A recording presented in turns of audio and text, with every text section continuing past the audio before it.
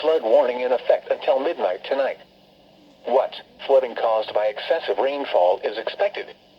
Where? A portion of northern New Jersey, including the following counties: Morris and Somerset. When? Until midnight tonight.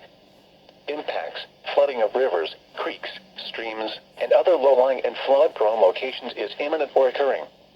Additional details: at 5:56 p.m., Doppler radar and automated rain gauges indicated heavy rain.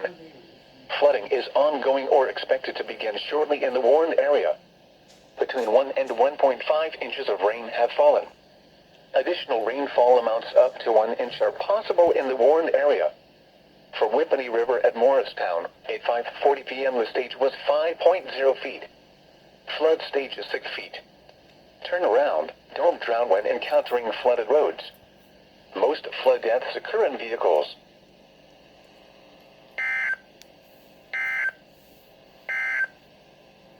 Flood watch remains.